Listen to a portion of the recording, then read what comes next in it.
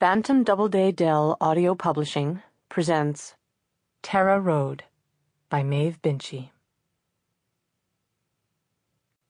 Chapter 1. Ria's mother had always been very fond of film stars. It was a matter of sadness to her that Clark Gable had died on the day Ria was born. Tyrone Power had died on the day Hilary had been born just 2 years earlier. But somehow that wasn't as bad. Hilary hadn't seen off the great king of cinema, as Ria had. Ria could never see Gone with the Wind without feeling somehow guilty. She told this to Ken Murray, the first boy who kissed her. She told him in the cinema, just as he was kissing her, in fact. "You're very boring," he said, trying to open her blouse. "I'm not boring," Ria cried with some spirit. "Clark Gable is there on the screen, and I've told you something interesting. A coincidence. It's not boring." Ken Murray was embarrassed, as so much attention had been called to them. People were shushing them and others were laughing. Ken moved away and huddled down in his seat as if he didn't want to be seen with her. Ria could have kicked herself. She was almost 16. Everyone at school liked kissing, or said they did. Now she was starting to do it, and she'd made such a mess of it. She reached out her hand for him. "I thought you wanted to look at the film," he muttered. "I thought you wanted to put your arm round me," Ria said hopefully. He took out a bag of toffees and ate one, without even passing her the bag. The romantic bit was over. Sometimes he could talk to Hilary, Ria had noticed. This wasn't one of those nights. "Should you not talk when people kiss you?" she asked her sister. "Jesus, Mary and Holy St. Joseph," said Hilary, who was getting dressed to go out. "I just asked," Ria said. "You'd know with all your experience with fellas." Hilary looked round nervously in case anyone had heard. "Will you shut up about my experience with fellas?" she hissed. "Mum will hear you, and that'll be the end of either of us going anywhere ever again."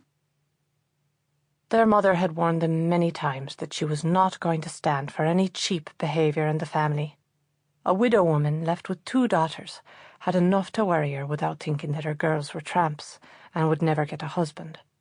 She would die happy if Hilary and Ria had nice, respectable men and homes of their own.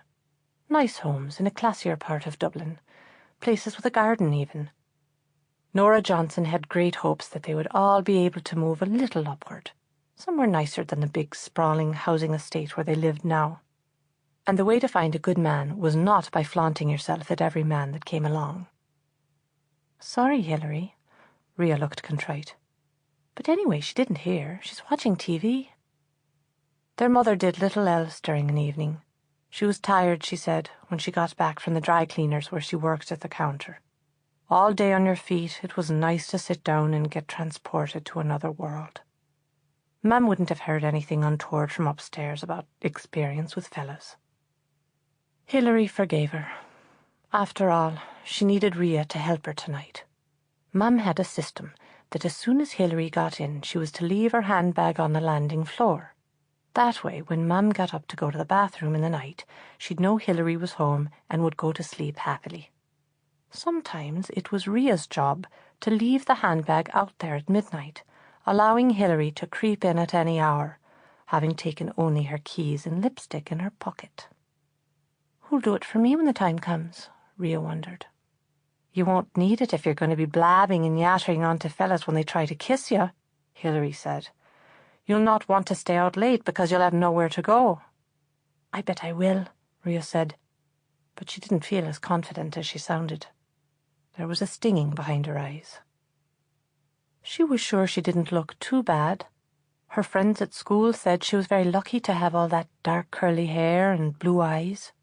She wasn't fat or anything, and her spots weren't out of control. But people didn't pick her out. She didn't have any kind of sparkle like other girls in the class did. Hilary saw her despondent face. "Listen, you're fine. You've got naturally curly hair, that's a plus for a start. And you're small. Fellas like that. It'll get better. 16 is the worst age, no matter what they tell you."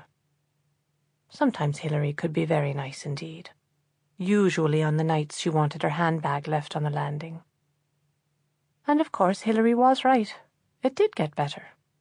Ria left school and, like her elder sister, took a secretarial course. There were plenty of fellows, it turned out. Nobody particularly special, but she wasn't in any rush. She would possibly travel the world before she settled down to marry. Not too much travelling, her mother warned. Nora Johnson thought that men might regard travel as fast. Men preferred to marry safer, calmer women who didn't go gallivanting too much. It was only sensible to have advance information about men, Nora Johnson told her daughters. This way you could go armed into the struggle. There was a hint that she may not have been adequately informed herself. The late Mr. Johnson, though he had a bright smile and wore his hat at a rakish angle, was not a good provider. He had not been a believer in life insurance policies. Nora Johnson worked in a dry cleaner's and lived in a shabby, run-down housing estate. She did not want the same thing for her daughters when the time came. "When do you think the time will come?" Ria asked Hilary. For what? Hilary was frowning a lot at her reflection in the mirror. The thing about applying blusher was that you had to get it just right. Too much and you looked consumptive. Too little and you looked dirty, and as if you hadn't washed your face. "I mean, when do you think either of us will get married? You know, the way Mam's always talking about when the time comes." "Well, I hope it comes to me first. I'm the elder. You're not even to consider doing it ahead of me." "No, I have nobody in mind. It's just, I'd love to be able to look into the future and see where we'll be in 2 years' time. Wouldn't it be great if we could have a peep?" "Well, go to a fortune teller then if you're that anxious." "They don't know anything." Ria was scornful. "It depends. If you get the right one, they do. A lot of the girls at work found this great one. It would make you shiver the way she knows things." "You've never been to her?" Ria was astounded. "Yes, I have actually, just for fun. The others were all going. I didn't want to be the only one disapproving." And what? What did she tell you?" "Oh, don't be mean. Go on." Ria's eyes were dancing. "She said I would marry within 2 years. Great, can I be the bridesmaid? And that I'd live in a place surrounded by trees, and that his name began with an M, and that we'd both have good health all our lives." Michael, Matthew, Maurice, Marcello. Ria rolled them all around to try them out. "How many children?" "She said no children," Hilary said. "Oh, you don't believe her, do you?" "Of course I do. What's the point giving up a week's wages if I don't believe her?" "You never paid that." "She's good. You know she has the gift." "Come on." "No, she does have a gift. All kinds of high-up people consult her. They wouldn't if she didn't have the power." "And where did she see all this good health in the fellow called M and no children? In tea leaves?" "No, on my hand. Look at the little lines under your little finger around the side of your hand. You've got 2, I've got none." "Hilary, don't be ridiculous. Mum has 3 lines. And remember, there was another baby who died, so that makes 3 right." "You are serious? You do believe it?" "You asked, so I'm telling you." "And everyone who's going to have children has those little lines, and those who aren't haven't?" "You have to know how to look." Hilary was defensive. "You have to know how to charge, it seems." Ria was distressed to see the normally level-headed Hilary so easily taken in. "It's not that dear when you consider—" Hilary began. "Oh, Hilary, please. A week's wages to hear that kind of rubbish? Where does she live? In a penthouse?" "No, a caravan as it happens, on a caravan halting site." "You're joking me." "True, she doesn't care about money. It's not a racket or a job. It's a gift." "Yeah. So it looks like I can do what I like without getting pregnant." Hilary sounded very confident. "It might be dangerous to throw out the pill," said Ria. "I wouldn't rely totally on Madame Fifi or whatever she's called." "Mrs. Connor." "Mrs. Connor," Ria repeated. "Isn't that amazing? Mum used to consult St. Anne or someone when she was young. We thought that was mad enough. Now it's Mrs. Connor in the halting site." "Wait until you need to know something.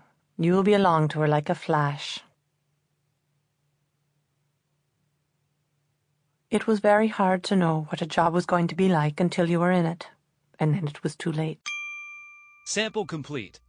Ready to continue?